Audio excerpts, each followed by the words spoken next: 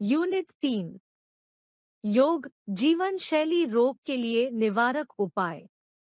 इस इकाई का अध्ययन पूरा करने के बाद आप निम्नलिखित कार्य कर सकेंगे।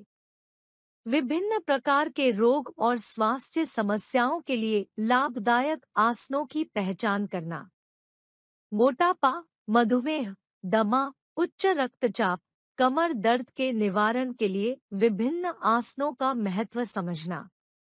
अधिकतम लाभ के लिए विभिन्न आसनों का क्रियान्वयन करने की प्रक्रिया का विवरण देना।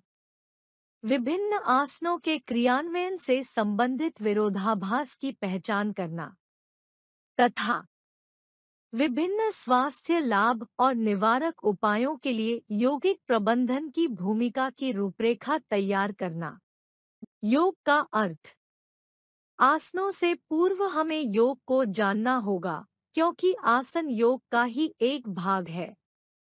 योग शब्द संस्कृत भाषा के युज शब्द से लिया गया है, जिसका अर्थ है जोड़ना या मिलाना। योग एक संपूर्ण जीवन शैली अथवा साधना है, जिससे व्यक्ति को अपने मन, मस्तिष्क तथा स्वयं पर नियंत्रण करने में सहायता मिलती है। मन पर नियंत्रण करके तथा शरीर को स्वस्थ रखकर व्यक्ति परमानंद का अनुभव कर सकता है। इस प्रकार यह माना जाता है कि योग सभी प्रकार के दुख एवं पीड़ा को नष्ट करता है। आसनों की भूमिका। महर्षि पतंजलि के अनुसार आसन का अर्थ है स्थिरम सुखम आसन, अर्थात जिस स्थिति में मन को सुख प्राप्त हो उस स्थिति को आसन कहते हैं। ब्राह्मण उपनिषद के अनुसार वह मुद्रा जिसमें योगी अनंत समय तक आरामदायक स्थिति में बैठा रह सके आसन कहलाता है। आसन शरीर की वह अवस्था है जिसमें शरीर को आसानी से लंबे समय तक रखा जा सके। शरीर को आसन के विभिन्न पदों पर रखा जाता है ताकि शरीर के सभी अंग और ग्रंथियों की गतिविधियों में और अधिक सुधार व कुशलता आए, जिसमें हमारे मन और शारीरिक स्वास्थ्य में सुधार होता रहे।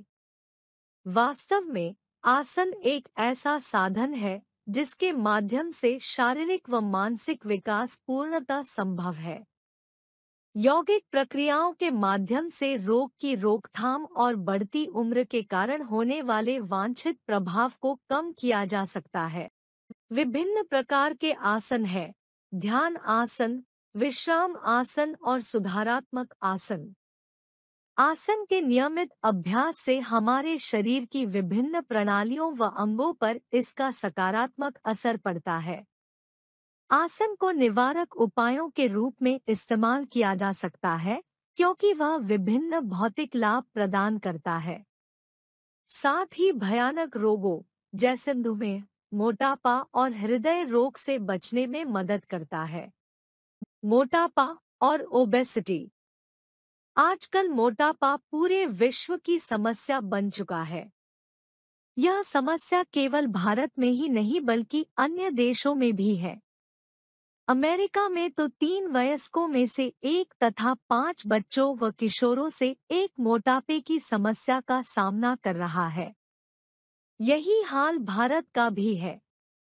मोटापा शरीर की वह दशा होती है जिसमें शरीर में वसा की मात्रा बहुत अधिक स्तर तक बढ़ जाती है। इसे दूसरे शब्दों में इस तरह कह सकते हैं कि वह दशा जब एक व्यक्ति का आदर्श भार से 20% या इससे अधिक होता है। एक बच्चा जिसका भार उसके आदर्श भार से लगभग 30 पौंड ज्यादा होता है, उसे मोटा समझा जाता है। मोटापे को जानने के लिए दूसरा तरीका BMI, बॉडी मास इंडेक्स है। यदि आप अपना बॉडी मास इंडेक्स पता करना चाहते हैं, तो अपने शरीर के भार किलोग्राम में को अपनी ऊंचाई मीटर में से भाग कर दें। मोटापे के कारण। मोटापे के निम्नलिखित कारण हैं। 1. आरामदायक जीवन। आजकल व्यक्ति आरामदायक जीवन का आदी हो गया है। व्यक्ति व्यायाम नहीं करना चाहता है, पैकिंग खाना पसंद करता है, संतुलित आहार की जगह दवाइयाँ लेना मानसिक दबाव में रहना आदि मोटापे के कारण है। 2 आनुवंशिक कारण। माता पिता के मोटापे के कारण भी आने वाली पीढ़ी भी मोटापे से ग्रस्त हो सकती है। 3 चयापचय क्रिया के कारण। एक जैसी आयु वर्ग में विभिन्न प्रकार के उदाहरण हो सकते हैं। कुछ व्यक्तियों की चयापचय क्रिया तेज होती है, कुछ में धीमी होने के कारण अतिरिक्त वसा शरीर में मोटापा का कारण है। 4 शारीरिक मेहनत कम होना। आजकल शारीरिक मेहनत कम होने से ऊर्जा का प्रयोग कम होता है, जिससे शरीर में वसा इकट्ठी हो जाती है। 5 बार बार खाने की आदत। बार बार खाने की आदत भी मोटापे का कारण है। मोटापे के लक्षण। 1 छोटे श्वास लेना। 2 शारीरिक भार का बढ़ना। 3 हड्डियों, घुटनों व जोड़ों में दर्द होना तथा 4 त्वचा रोग होना व त्वचा में नमी होना। मोटापे के कारण होने वाली बीमारियां। 1 मधुमेह। 2 उच्च रक्तचाप। 3 रक्त में कोलेस्ट्रॉल का बढ़ना। मोटापे के निवारक आसन। 1 ताड़ासन। यह योग आसन करने से शरीर ताड़ के वृक्ष के समान मजबूत बनने से इसे यह नाम दिया गया है। अंग्रेजी में इसे पाम ट्री पोज भी कहा जाता है। शरीर को मजबूत और सुडौल बनाने के साथ शरीर की लंबाई बढ़ाने के लिए यह श्रेष्ठ आसन माना जाता है। ताड़ासन की विधि। एक समतल जगह पर अपने दोनों पैरों को आपस में मिलाकर और दोनों हथेलियों को बगल में रखकर सीधे खड़े हो जाए। दोनों हाथों को पार्श्वभाग से दीर्घ श्वास भरते हुए ऊपर उठाएं। 2 हाथों को ऊपर ले जाकर हथेलियां को मिलाएं और हथेलियां आसमान की तरफ ऊपर की ओर होनी चाहिए। हाथों की उंगलियां आपस में मिली होनी चाहिए। 3 जैसे जैसे हाथ ऊपर उठे वैसे वैसे पैर की एड़ियां भी ऊपर उठी रहनी चाहिए। हाथ ऊपर उठाते समय पेट अंदर कर लेना चाहिए। शरीर ऊपर की ओर पूरी तरह से तना रहना चाहिए। 4 कमर सीधी, नजर सामने की ओर, गर्दन सीधी रखनी चाहिए। ताड़ासन की इस स्थिति में लंबी सांस भरकर 1 से 2 मिनट तक रुकना चाहिए। 5 अब धीरे धीरे सांस छोड़कर नीचे आकर पूर्व स्थिति में आना चाहिए। 1 से 2 मिनट रुककर दोबारा इसी क्रिया को दोहराएं। इस आसन को प्रतिदिन क्षमता और अभ्यास अनुसार 10 से 15 बार करें। ताड़ासन की सावधानियां। 1 अगर पैर में कोई समस्या है या आप खड़े नहीं रह सकते हैं, तो यह आसन नहीं करना चाहिए। 2 यदि सिर दर्द और इंसोमिया है, तो इस आसन का अभ्यास न करें। 3 अगर आप बीमार हैं या आपका कोई ऑपरेशन हुआ है, तो डॉक्टर की सलाह लेकर ही यह आसन करना चाहिए। 4 अगर आप सिरदर्द या निम्न रक्तचाप के रोगी हैं, तो यह आसन न करें। 5 आसन करते समय आसन की अवधि अभ्यास के साथ धीरे धीरे बढ़ानी चाहिए। 6 आसन करते समय कोई परेशानी होने पर डॉक्टर की सलाह लेनी चाहिए। ताड़ासन के लाभ। 1 दीर्घ श्वसन से फेफड़े सुदृढ़ एवं विस्तृत होते हैं। 2 पैर और हाथ के स्नायु मजबूत बनते हैं। 3 शारीरिक और मानसिक संतुलन बढ़ता है। 4 आत्मविश्वास बढ़ता है। 5 पाचन तंत्र मजबूत बनता है। 6 यह आसन कद की वृद्धि बढ़ाने के लिए सर्वोत्तम है। 7 इस आसन के नियमित अभ्यास से रक्तचाप ठीक रहता है। 8 इस आसन से लकवे में भी लाभ मिलता है। 9 इस आसन के करने से तनाव व मोटापा कम होता है। 2 कटिचक्रासन। कटि का अर्थ है कमर का निचला भाग तथा चक्र का अर्थ है पहिया। इस आसन की स्थिति में हाथ और कमर की स्थिति एक पहिए की तरह बन जाती है, इसलिए इसे कटिचक्रासन कहते हैं।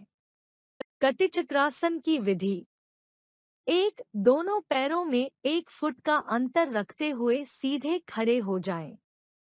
दोनों हाथों की हथेलियां एक दूसरे की ओर रखते हुए दोनों हाथों को छाती के सामने सीधा कर लें। 2, श्वास भरते हुए दोनों हाथों को एक साथ अपनी दाईं ओर घुमाएं। 3, दोनों पैर अपने स्थान पर ही स्थिर रहें तथा कमर घुमाते हुए पूरा ऊपरी भाग हाथों के साथ साथ घूमें। 4, दोनों हाथों को पीछे की दिशा में जितना भी ले जा सकें, ले जाएं। पीछे की ओर ले जाते समय दाएं हाथ सीधा रहेगा जबकि बायां हाथ थोड़ा झुका रहेगा। दाईं आंख से पीछे की ओर देखें। 5, श्वास बाहर निकालते हुए दोनों हाथों को सीधा करें। इसी स्थिति में हाथों को रखते हुए बाईं ओर ले जाएं, थोड़ा रुके तथा वापस बीच में आएं। 6, इस प्रकार यह एक क्रम पूरा हुआ। दोनों ओर से 3-3 बार करें। कटिचक्रासन के लाभ: 1, कमर के भाग में खिंचाव के कारण पेट के भाग पर प्रभाव पड़ता है। 2, इस आसन से कंधों, गर्दन, हाथ, पेट, कमर तथा जंघाओं को शक्ति मिलती है। कटिचक्रासन में सावधानियां: 1, श्वास भरते हुए पीछे जाएं तथा श्वास निकालते समय मध्य में आएं। 2, शरीर को झटका न लगने दें। 3, पैरों को एक स्थान पर स्थिर रखें। 4, तीव्र कमर दर्द की स्थिति में यह आसन न करें। 3, पवन मुक्तासन। पवन मुक्तासन को अंग्रेजी में गैस रिलीज पोज भी कहा जाता है। पवन मुक्तासन का अर्थ है पवन या हवा को मुक्त करना। इस आसन से कब्ज व पेट में जमी हुई वायु आसानी से निकल जाती है और पेट पर दबाव पड़ने से रक्त का संचार हृदय व फेफड़ों की ओर बढ़ जाता है। हृदय को बल मिलता है और फेफड़ों में सक्रियता बढ़ जाती है। इससे श्वास फूलना, कफ, अस्थमा जैसे रोग दूर होते हैं। बाल भी मजबूत होते हैं तथा शरीर चुस्त व तंदुरुस्त रहता है। पवन मुक्तासन की विधि: 1, आसन पर पीठ के बल चित्त लेट जाइए। दोनों पैर सीधे रखें। 2, दोनों हाथों की उंगलियों को आपस में फंसाकर उनसे घुटनों को मोड़कर पकड़ें। 3, श्वास भरते हुए उठें, लेकिन घुटनों से नासिका लगाते समय श्वास को बाहर निकाल दें। 4, जितनी देर रुक सकें, रुकें। 10 से 30 सेकंड तक रुकें। धीरे धीरे ये समय 2 मिनट तक भी पहुंच सकता है। 5, श्वास को भरते हुए वापस आ जाए। पवन मुक्तासन के लाभ: 1, कुपित वायु निष्कासित होती है। 2, यह आसन कब्ज, गैस, मंदाग्नि को दूर करता है। 3, यह पाचन शक्ति को बढ़ाता है, पेट को घटाता है। इसके लिए इसी स्थिति में आगे पीछे झूलने से अधिक लाभ होगा। 4, यह पूरे शरीर में रक्त संचार को सुधारता है। 5, घुटनों के जोड़ों में लचीलापन आता है। 6, यह आसन उदर के अंगों के लिए लाभदायक है। 7, हड्डियों के रोगी, हृदय रोगी, कमर दर्द के रोगियों के लिए भी लाभदायक है। पवन मुक्तासन की सावधानियां: 1, यदि कुछ समय पहले पेट का ऑपरेशन हुआ है तो यह आसन न करें। 2, हृदय रोग, उच्च रक्तचाप, हर्निया, पाइल्स रोगी व गर्भवती महिलाएं इस आसन को न करें। 3, बवासीर से पीड़ित व्यक्ति इस आसन को न करें। 4, मत्स्यासन। मत्स्यासन योग करते समय शरीर का आकार मछली की तरह होने के कारण इसे मत्स्यासन और अंग्रेजी में फिश पोज कहा जाता है। कमर और गले से संबंधित समस्याओं से परेशान व्यक्तियों के लिए ये आसन बहुत लाभदायक है। मत्स्यासन की विधि। एक, दोनों पैरों को सामने की ओर रखकर बैठ जाए। 2, पूर्वोक्त विधि से पद्मासन लगाए। 3, दोनों हाथों की कोहनियों का सहारा लेते हुए कमर के बल लेट जाए। 4, हाथों के सहारे गर्दन को मोड़े तथा माथे को जमीन से लगाने की कोशिश करें। 5, दोनों हाथों से पैरों के अंगूठे पकड़े तथा कोहनियों को जमीन से लगाए। 6, पेट के भाग को अत्यधिक ऊपर उठाएं। 7, यह प्रतियोगात्मक आसन है, इसलिए योगासन प्रतियोगी अवश्य अभ्यास करें। 8, 1 से 5 मिनट तक अभ्यास करें। 9, कोहनियों का सहारा लेते हुए वापस बैठ जाए। 10, यह आसन करते समय श्वसन गति नियमित रखें। मत्स्यासन के लाभ। 1, यह कमर दर्द, घुटनों के दर्द में आराम पहुंचाता है। 2, आँखों की समस्याओं में लाभकारी है। 3, त्वचा रोग को कम करता है। 4, गले व कंधों में खिंचाव उत्पन्न कर लचीला बनाता है। 5, मधुमेह के लिए उपयोगी आसन है। 6, अस्थमा के रोगी के लिए उत्तम आसन है। 7, श्वास रोग को दूर भगाता है। 8, पेट पर जमी अतिरिक्त चर्बी कम होती है। 9, फेफड़ों का अधिकतम फैलाव होता है, जिससे सभी वायु छिद्र खुल जाते हैं। 10,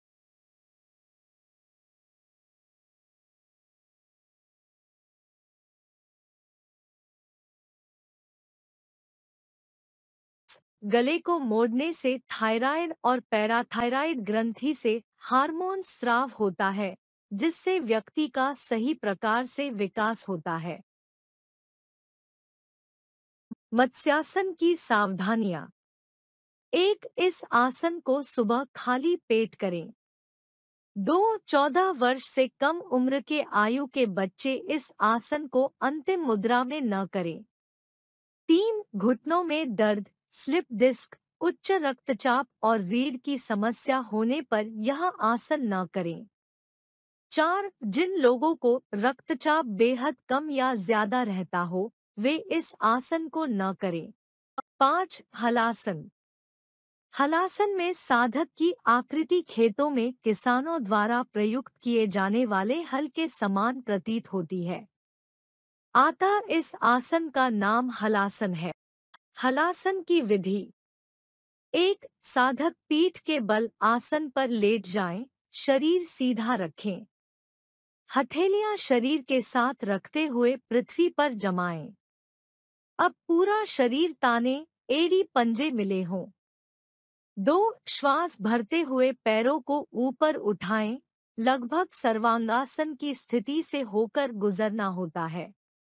श्वास बाहर करते हुए दोनों पांवों को बिना घुटने मोड़े व हथेलियों पर दबाव डालते हुए पंजों को सिर की ओर ले जाएं। 3, कमर के निचले भाग को इतना उठाएं कि दोनों पैरों के अंगूठे सिर के पीछे जमीन से लग जाएं। थोड़ी कंठकूप का स्पर्श करेगी। 4, दोनों हाथ पृथ्वी पर व आपस में निकट रहेंगे। 5, श्वास सामान्य करके कुछ क्षण रुके, सामान्यतया 15 से 20 सेकंड। फिर धीरे धीरे हथेलियों पर संतुलन बनाते हुए कमर को वापस लाएं, जिससे रीढ़ लचीली बने। 6, शवासन में विश्राम करें। हलासन के लाभ। 1, रीढ़ की हड्डी, कमर के लिए उपयोगी आसन है। 2, नाभि को अपने स्थान पर लाने में ये आसन उपयोगी है। 3, मन के लिए यह आसन बहुत अच्छा है। 4, पेट की आंतों को क्रियाशील बनाता है व पाचन तंत्र के लिए उपयोगी है। 5, थायराइड में भी यह आसन महत्वपूर्ण है। 6, हृदय का पर्याप्त पोषण होता है। 7, चेहरे की कांति बढ़ाता है। हलासन में सावधानियां। 1, साइटिका, स्लिप डिस्क, उच्च रक्तचाप के रोगी चिकित्सक से पहले सलाह ले ले। 2. कमजोर रीढ़ की हड्डी या गर्दन दर्द के व्यक्ति भी पहले अपने सामर्थ्य को जांच ले, फिर हलासन शुरू करें। 6. पश्चिमोत्तानासन। पश्चिमोत्तानासन में बैठकर आगे की तरफ झुकते हैं। यह हठ योग की 12 मुद्राओं में से 5वीं मुद्रा है। इस आसन में शरीर की पिछली भाग पूरी तरह खिंच जाता है। पश्चिमोत्तानासन की विधि। 1. पश्चिमोत्तानासन बैठकर शुरू किया जाता है। 2. फर्श पर पीठ के बल बैठ जाएं और अपने दोनों पैरों को आपस में परस्पर मिलाकर रखें तथा अपने पूरे शरीर को बिल्कुल सीधा तान कर रखें। 3. फिर दोनों हाथों की उंगलियों के साथ अपने पैरों की उंगलियों को पकड़ें। फिर धीरे धीरे अपना सिर नीचे झुकाएं और माथे से घुटनों को छूने की कोशिश करें। 4. उसके बाद धीरे धीरे सांस लें, अपना सिर ऊपर उठाएं और पहले की स्थिति में वापस आए। इस क्रम को कम से कम 10 से 12 बार करें। पश्चिमोत्तानासन के लाभ। 1. यह आसन गैस की समस्या को हटाता है तथा सायाटिका, पीठ दर्द और अस्थमा में लाभ देता है। इस आसन के नियमित अभ्यास से मोटापा कम होता है। 2. इस आसन के करने से शरीर लचीला व स्वस्थ बनता है। यह हड्डियों के शुरुआती अस्थिकरण को रोकता है। 3. मासिक धर्म से जुड़ी समस्याओं में मदद करता है। 4. रीढ़ की हड्डी से संबंधित समस्याओं को खत्म करता है। 5. यह आसन पैरों को मजबूत बनाता है। 6. नियमित अभ्यास से मस्तिष्क को शांत रखता है। 7. अंदरूनी अंगों की मालिश करता है। पश्चिमोत्तानासन की सावधानियां। 1. रीढ़ की हड्डी की गंभीर समस्या होने पर इसका अभ्यास न करें। 2. अगर श्वसन संबंधी कोई समस्या है तो यह आसन न करें। 3. अगर आपका लिवर बढ़ा है या पथरी है तो यह आसन न करें। 7. अर्धमत्स्येंद्रासन। संस्कृत में अर्ध का मतलब आधा होता है। इस मुद्रा में हम अपनी रीढ़ को आधा मोड़ते हैं, क्योंकि पूरी तरह से मोड़ पाना मुश्किल होता है।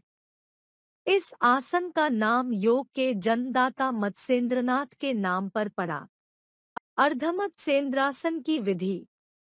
1. आसन पर बैठ जाएं। दाएं पैर को इस प्रकार मोड़े कि एड़ी बाएं नितंब के पास आ जाए। 2. बायां पैर सीधा, पंजा तना हुआ, दोनों घुटने मिले हुए तथा समानांतर हों। 3. बाएं पैर को दाएं घुटने के बाहर खड़ा करें, घुटना छाती के पास रहे। 4. दाईं भुजा के ऊपरी भाग से घुटने को श्वास बाहर निकालते हुए दबाएं और बाएं पैर का पंजा पकड़ लें। 5. गर्दन अधिक से अधिक बाईं ओर मोड़े, श्वास को सामान्य बना ले। 6. यही क्रिया दूसरी ओर दोहराए, उतनी ही देर करें जितनी देर पहले किया था। 7. धीरे धीरे वापस आए, वज्रासन में विश्राम करें। 8. यह आसन 30 सेकंड से 2 मिनट तक करना चाहिए। अर्धमत्स्येंद्रासन के लाभ। 1. रीढ़ में लचीलेपन के साथ साथ पेट के दाएं व बाएं भाग और इसमें स्थित अंतरंग अंगों की पूर्ण मसाज होती है। 2. अधिक चर्बी कम होती है। 3. मधुमेह रोग से पीड़ित व्यक्तियों के लिए यह आसन रामबाण है। 4. सिर दर्द, तनाव, कमर दर्द व मासिक धर्म के दौरान दर्द निवारण में सहायक होता है यह आसन। 5. इस आसन के नियमित अभ्यास से आंतरिक अंगों के सफाई हो जाती है। 6. यह आसन आंतरिक अंगों के हानिकारक तत्वों को बाहर निकालने में सहायक सिद्ध होता है। 7. पाचन तंत्र के अपशिष्ट पदार्थों की सफाई करने में सहायक है।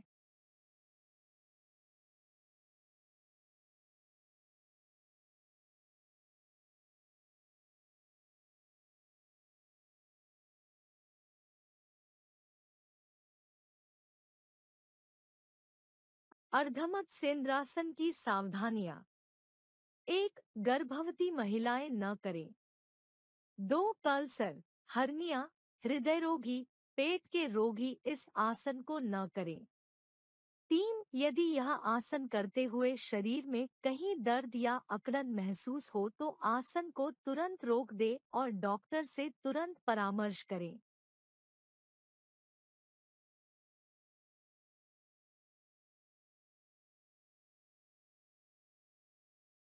8. धनुरासन। धनुर का अर्थ है धनुष तथा इस आसन की आकृति धनुष जैसी दिखाई देती है। धनुरासन की विधि। 1. पेट के बल सीधे लेट जाएं। 2. श्वास निकालते हुए दोनों पैरों को घुटने से मोड़े। 3. दोनों पैरों के अंगूठे अथवा टखने को हाथों से अच्छी तरह पकड़े।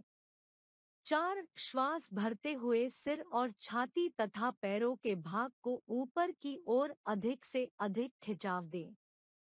पैरों को सिर की दिशा में समीप लाने का प्रयत्न करें। 5. दृष्टि सामने रखें तथा संतुलन बनाते हुए 10 से 15 सेकंड स्थिर रहें। 6. पूर्व स्थिति में आने के लिए दोनों हाथों की पकड़ को छोड़ दें तथा हाथों को दोनों साइड में रखें।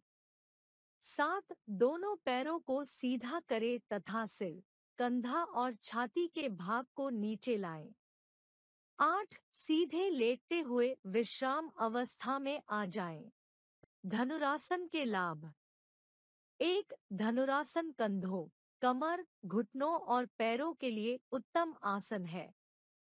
2. इस आसन का प्रभाव पूरे शरीर पर पड़ता है। 3. पूरे शरीर में रक्त संचार ठीक करता है तथा कार्यक्षमता को बढ़ाता है। 4. शरीर को सुडौल और सुंदर बनाता है।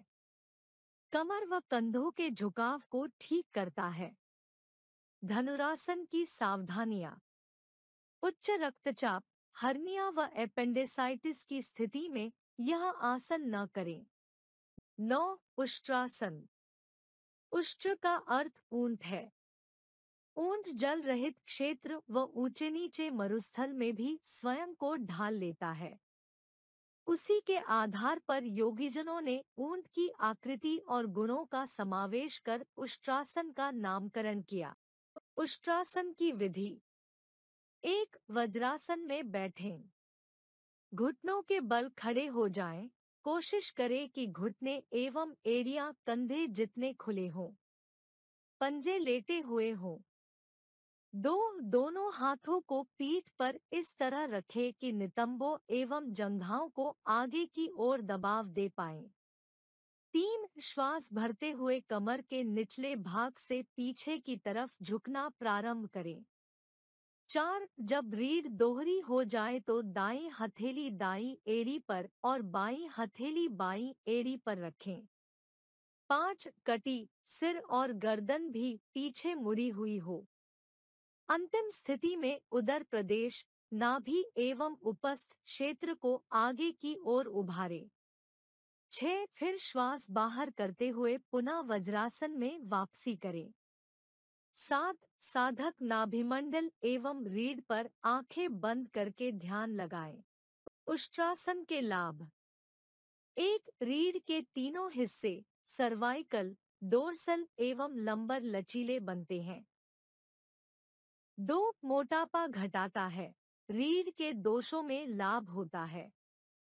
3. श्वसन तंत्र, हृदय दोनों के लिए लाभदायक है, क्योंकि फेफड़े मोड़कर रोकने से उनकी क्षमता बढ़ती है। इसी तरह जंघा और पेट पर भी खिंचाव लाभदायक है। 4. यह पश्चिमोत्तानासन का पूरक आसन भी है। 5. व्यक्ति को आकर्षक तो बनाता है, साथ साथ युवावस्था के गुण बढ़ाता है। उष्ट्रासन की सावधानियां। 1. यदि मेरुदंड लचीली न हो तो शुरुआती दिनों में केवल कमर के पीछे हाथ रखकर ही आसन करें। अभ्यास बढ़ने पर हाथ छोड़े व एड़ियों तक पहुंचाएं। 2. वापसी में जल्दबाजी न करें व सामने न झुकें, केवल वज्रासन में बैठें ताकि चक्कर न आए। 3 घुटने के रोगी घुटनों के नीचे मोटा तौलिया रखकर करें। 10 सूर्य भेदन प्राणायाम। सूर्य भेदन प्राणायाम एक प्रकार का प्राणायाम है जो श्वास लेने और छोड़ने के माध्यम से किया जाता है। इस प्राणायाम में आपको अपने दोनों नाक से श्वास लेना होता है। यह प्राणायाम एक तरह से सूर्य की ऊर्जा के साथ अपनी श्वास को समन्वित करने का एक उपाय है। सूर्य भेदन प्राणायाम की विधि। इस प्रक्रिया को करने के लिए आप अपने नाक से एक गहरी सांस लेते हुए धीरे से अपने मुंह से श्वास छोड़ते हुए एक नियमित मात्रा में श्वास लेते हुए अपने दोनों नाक से श्वास छोड़ते हुए अपने शरीर में ऊर्जा को धारण करते हुए समय तक रोकें। फिर समय समाप्त होने पर आप धीरे से अपने मुंह से श्वास छोड़ते हुए संवेदनशील तरीके से श्वास छोड़ते हुए उस ऊर्जा को रिहा करें। सूर्य भेदन प्राणायाम के लाभ। 1. यह प्राणायाम शरीर की क्रियाओं को बढ़ाता है। 2. इस प्राणायाम से पेट के कीड़े भी मरते हैं। 3. अगर आप सर्दियों के दौरान पैरों में बेहद ठंडक महसूस करते हैं तो यह प्राणायाम बेहद लाभदायक है। 4. यह प्राणायाम आपकी भूख को बढ़ाता है। सूर्य भेदन प्राणायाम की सावधानियां। 1. पूरक करते समय पेट और सीने को ज्यादा न फुलाएं। 2. हृदय तथा मिर्गी के रोगी को यह प्राणायाम नहीं करना चाहिए। 3. चिंता की समस्या करने वाले लोग इस अभ्यास से बचते हैं। 4. उच्च रक्तचाप के रोगी को इस अभ्यास को न करने की सख्त सलाह दी जाती है। 5. तेज बुखार से पीड़ित लोग इस अभ्यास को करने से बचते हैं। मधुमेह। मधुमेह अर्थात डायबिटीज मेलिट्स पोषक तत्वों का विकार है जिसके लक्षण हैं रक्त में ग्लूकोज का असामान्य रूप से बढ़ना और मूत्र द्वारा अतिरिक्त ग्लूकोज का उत्सर्जन। मधुमेह का एकमात्र कारण आधुनिक जीवन शैली और दौड़ती भागती जिंदगी है जिसका स्वास्थ्य पर नकारात्मक प्रभाव पड़ता है। परिणामस्वरूप लोग मधुमेह का शिकार हो रहे हैं। यह रोग अधिक भोजन खाने, मोटापे व डिप्रेशन के कारण भी होता है। अत्यधिक खानपान अग्न्याशय पर भार स्वरूप होता है जो उसकी सामान्य क्रिया को बाधित करके इंसुलिन नामक हार्मोन के स्राव को असंतुलित कर देता है। इंसुलिन की कमी से ग्लूकोज ग्लाइकोजन में परिवर्तित नहीं हो पाता तथा रक्त में ग्लूकोज की मात्रा बढ़ने लगती है व मूत्र के द्वारा शरीर से उत्सर्जित होने लगती है जिससे व्यक्ति बहुत कमजोर हो जाता है तथा आँखों की रोशनी भी अत्यंत कम हो जाती है। गुर्दे फेल होना या हृदय संबंधी बीमारियों का भी डर रहता है। थकावट व हाथ पैर सुन्न रहते हैं। इंसुलिन ही रक्त में शर्करा स्राव को नियंत्रित करता है। मधुमेह को मुख्यतः 2 भागों में बांटा जाता है, टाइप 1 डायबिटीज तथा टाइप 2 डायबिटीज। मधुमेह के लक्षण। 1. मधुमेह के रोगी को अत्यधिक भूख और प्यास लगती है। 2. मधुमेह के रोगी का शारीरिक भार नहीं बढ़ता। 3. रोगी को शारीरिक व मानसिक तौर पर जल्दी थकान का अनुभव होता है। 4. रोगी को कब्ज की शिकायत रहती है। 5. रोगी के जननांगों के पास खुजली होती है और वह उनीदेपन से पीड़ित रहता है। मधुमेह से बचाव तथा नियंत्रण में योग की भूमिका। नियमित रूप से शारीरिक व्यायाम तथा योग करने से मधुमेह की समस्या पर काफी हद तक काबू पाया जा सकता है। मधुमेह से ग्रस्त व्यक्ति के लिए निम्न योगासन अत्यंत लाभकारी सिद्ध होते हैं। 1. कटिचक्रासन तथा 2. पवन मुक्तासन के बारे में हम पूर्व में जान चुके हैं। 3. भुजंगासन। यह आसन करते समय शरीर का आकार फन उठाए हुए सर्प के समान होने के कारण इसे भुजंगासन कहा जाता है। अंग्रेजी में इसे कोबरा पोज भी कहा जाता है। पीठ के दर्द से पीड़ित व्यक्तियों के लिए यह सबसे लाभकारी आसन है। भुजंगासन की विधि। एक, दोनों पैरों को आपस में मिलाकर पीछे की ओर अधिक से अधिक खिंचाव दें। दो, दोनों हाथों को कोहनियों से मोड़कर कंधों के नीचे रखें। 3 उंगलियां बाहर की ओर तथा आपस में मिली हुई हो। 4, श्वास भरते हुए छाती के भाग को धीरे धीरे नाभि तक ऊपर उठाएं। 5, सिर तथा गर्दन को भी ऊपर की ओर खिंचाव दें। 6, श्वास छोड़ते हुए पूर्व स्थिति में आ जाए। 7, अधिक देर तक रुकने पर श्वास सामान्य कर सकते हैं। 8, यह आसन 30 सेकंड से 3 मिनट कर सकते हैं। भुजंगासन के लाभ। 1, इस आसन से शरीर में रक्त संचार ठीक रहता है, जिससे कार्यक्षमता बढ़ती है। 2, यह आसन गर्दन व कमर दर्द से छुटकारा पाने में उपयोगी है। 3, फेफड़ों की शक्ति का विकास होता है, जिससे ऑक्सीजन की उचित मात्रा में पूर्ति होती है। 4, सही ढंग से करने पर यह आसन मांसपेशियों व हड्डियों को लचीला बनाता है। 5, कंधे, छाती व उदर को मजबूती मिलती है। 6, यह आसन कमर को लोचदार बनाता है। भुजंगासन की सावधानियां। 1, हृदय रोग या उच्च रक्तचाप से ग्रस्त व्यक्ति इस आसन को न करें। 2, गर्भवती स्त्रियों को वह आसन नहीं करना चाहिए। 3, हर्निया और पीठ दर्द, सिर दर्द और अगर हाल में ही पेट की सर्जरी हुई हो तो यह आसन न करें। 4, शलभासन।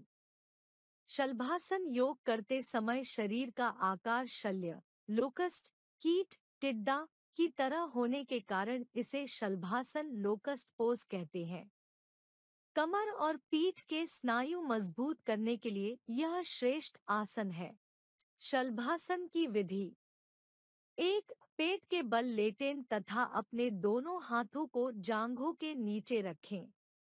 2, ठोड़ी को जमीन पर टिकाकर रखें। 3, अब दोनों पैरों को बिना मोड़े धीरे धीरे ऊपर उठाएं। 4, अपनी क्षमतानुसार कुछ क्षण 10 से 15 सेकंड इसी स्थिति में रहें। 5, धीरे धीरे पैरों को नीचे लाएं और पुनः पूर्व स्थिति में आए। 6, जमीन पर लेटते समय श्वास लेना है और पैरों को उठाते समय श्वास को रोककर रखना है। पैरों को नीचे लाते समय श्वास छोड़ना है। शलभासन के लाभ। 1, यह आसन कमर दर्द व सर्वाइकल स्पॉन्डिलाइटिस, साइटिका व स्लिप डिस्क की समस्या में आराम देता है। 2, यह आसन रीढ़ की हड्डी, कमर, कंधे और पैरों में खिंचाव पैदा करता है। 3, तनाव को कम करता है। 4, पेट के सभी अंगों को कार्य हेतु उत्तेजित करता है। 5, पाचन में सुधार होता है। 6, इस आसन द्वारा गर्दन और कंधों के स्नायु को मजबूती प्राप्त होती है। 7, इस आसन के नियमित अभ्यास से वजन कम करने में मदद मिलती है। शलभासन की सावधानियां। 1, रीढ़ की हड्डी कमजोर होने पर इस आसन का अभ्यास न करें। 2, यदि किसी का कमजोर दिल है या उच्च रक्तचाप है तो इस आसन का अभ्यास न करें। 3, अपनी योग्यता से अधिक समय तक आसन नहीं करना चाहिए। 4, गर्भवती महिलाओं को यह आसन नहीं करना चाहिए। 5, यदि पेट का ऑपरेशन हुआ तो यह आसन न करें। 5, धनुरासन। धनुरासन के विषय में हम पूर्व में जान चुके हैं। 6, सुप्त वज्रासन। सुप्त वज्रासन एक योग आसन है जो पैरों के साथ समायोजित बैठने वाले लोगों के लिए बहुत उपयोगी होता है। इस आसन में आप बैठकर अपनी जांघों को पीठ से नीचे रखते हुए अपने शरीर को पीठ से उठाकर लेट जाते हैं। सुप्त वज्रासन की विधि। 1, यह आसन वज्रासन के बाद किया जाता है। दो वज्रासन में बैठें। दोनों हाथों को कमर की ओर ले आएं तथा कूनियों के सहारे पीछे की ओर मुड़ें।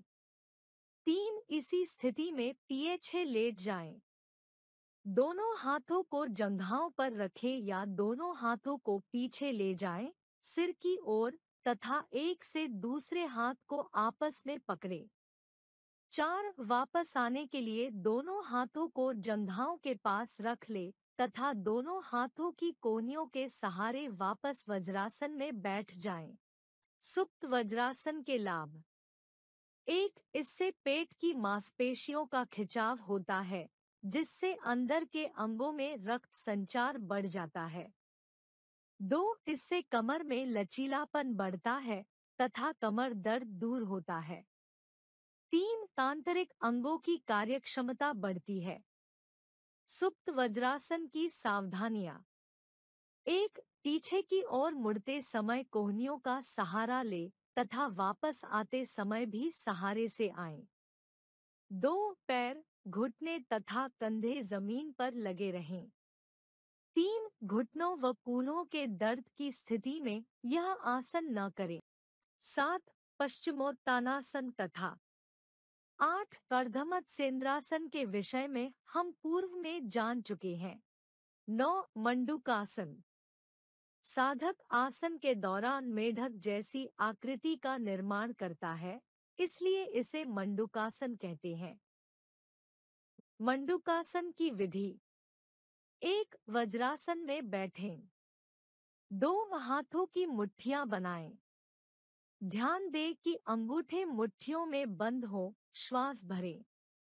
3 अब दाएं हाथ की मुट्ठी जिसके अंगुष्ठ मूल नाभि के पास टिका हो, इसी तरह बाईं मुट्ठी नाभि के साथ रखें। 4 अब नितंबों पर से बिना उठे धड़ को आगे आगे सरकाते जाएं, जब तक कि श्वास पूरा बाहर न हो जाए। अंततः छाती भी जंघाओं तक पहुंच जाएगी। 5 थोड़ी नीचे नहीं टिकाएं तथा सिर उठाकर सामने देखते रहें। 6 अब श्वास सामान्य करें। 7 सुविधानुसार रुके तथा श्वास भरते हुए वापस आएं। 8 सामने की तरफ देखते रहें व वज्रासन में वापस आएं। मंडूकासन के लाभ। 1 स्त्रियों के लिए विशेष हितकारी अभ्यास है। 2 कमर के निचले जोड़ की अच्छी गतिविधि है। 3 लीवर, पेट दबाव पड़ने से तंदुरुस्त होते हैं। 4 पेनक्रियाज पर विशेष असर पड़ने के कारण मंडूकासन मधुमेह रोगियों के लिए अत्यंत लाभदायक है। 5 किडनी व मूल रोगों में बहुत फायदा पहुंचाता है। 6 हमारे अंतःस्रावी ग्रंथि तंत्र पर अच्छा प्रभाव डालता है और नाभि की अनियमितता ठीक होती है। मंडूकासन की सावधानियां। 1 नाभि वाले हिस्से पर दबाव जरूर पड़े। 2 कमर दर्द या स्लिप डिस्क के रोगी इस आसन को न करें। 10 गोमुखासन। गोमुखासन वह आसन है जिसमें हमारे पैरों की मुद्रा गाय के मुख के समान लगती है। गो का अर्थ रोशनी से भी है, इसलिए गोमुख का अर्थ अंदरूनी रोशनी या मस्तक की रोशनी भी है। गोमुखासन में शरीर में कई अंगों में एक साथ खिंचाव पैदा होता है, जैसे घुटना, जांघ, कूल्हा, छाती, गर्दन, बाहें तथा पैर। गोमुखासन की विधि। 1 सुखासन की स्थिति में बैठ जाए। अब बाएं पैर की एड़ी को दाहिने नितंब के पास रखिए। दाएं पैर को मोड़कर बाएं पैर के ऊपर इस प्रकार रखें कि दाएं पैर का घुटना बाएं पैर के ऊपर रहे तथा एड़ी और पंजे का भाग नितंब को स्पर्श करें। 2 अब बाएं हाथ को पीठ के पीछे मोड़कर हथेलियों को ऊपर की ओर ले जाए। 3 दाहिने हाथ को दाहिने कंधे पर सीधा उठा ले और पीछे की ओर घुमाते हुए कोहनी से मोड़कर हाथों को परस्पर बांध ले। अब दोनों हाथों को धीरे से अपनी दिशा में खींचे। 4. अपने मुड़े हुए दाहिने हाथ को ऊपर की ओर अपने क्षमतानुसार तान कर रखें। शरीर को सीधा रखें। श्वास नियंत्रित रखें और इस अवस्था में यथाशक्ति रुकने का प्रयास करें। इस आसन को हाथ और पैर को बदलकर 5 बार करें। 5. अंत में धीरे धीरे श्वास छोड़कर क्रमशः फिर से सुखासन की स्थिति में बैठ जाए। गोमुखासन की सावधानियां। 1. कंधे, पीठ, गर्दन, नितंब व घुटनों में दर्द होने पर यह आसन न करें। 2. आसन करते समय तकलीफ होने पर तुरंत डॉक्टर से परामर्श लें। 3. शुरुआत में पीठ के पीछे दोनों हाथों को आपस में न पकड़ पाने पर जबरदस्ती न करें। 4. गोमुखासन के समय को अभ्यास के साथ धीरे धीरे बढ़ाना चाहिए। गोमुखासन के लाभ। यह आसन करने से शरीर सुडौल, लचीला और आकर्षक बनता है। वजन कम करने के लिए यह आसन उपयोगी है। गोमुखासन मधुमेह रोग में अत्यंत लाभकारी है। निम्न रोगों में भी यह आसन लाभकारी है: गठिया, सायाटिका, अपच, कब्ज, धातु रोग, मंदाग्नि, पीठ दर्द, लैंगिक विकार, प्रदर रोग तथा बवासीर। गुर्दाए की कार्य क्षमता में सुधार करता है। यह कंधों के जोड़ों को स्वस्थ, लचीला और मजबूत रखने में मदद करता है। यह आसन अस्थमा से ग्रस्त व्यक्तियों के लिए भी लाभदायक है। 11. योग मुद्रा। योग ग्रंथों में विभिन्न प्रकार की योग मुद्राओं का उल्लेख मिलता है। कुछ योग मुद्राओं के उदाहरण हैं: 1. ज्ञान मुद्रा। 2. प्राण मुद्रा। 3. वरुण मुद्रा। 4. वायु मुद्रा तथा 5. सूर्य मुद्रा। मुद्रा करने के लाभ। 1. ज्ञान मुद्रा शरीर को आराम देने में उपयोगी है। यह मस्तिष्क को भी उत्तेजित तथा तंत्रिका प्रणाली पर भी काम करता है। एकाग्रता में सुधार और तनाव दूर करने में मदद करता है और अतः यह आपका दिमाग शांत करता है। 2. सूर्य मुद्रा शरीर में अग्नि तत्व को बढ़ाती है, जिसके बारे में कहा जाता है कि यह आपका वजन कम करने में उपयोगी है और पाचन में भी सुधार करता है। 3.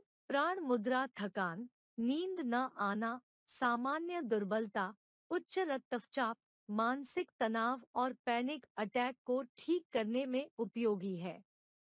4. वायु मुद्रा आपके अंदर वायु तत्व को बढ़ाने में उपयोगी है। इससे दर्द में राहत मिलती है।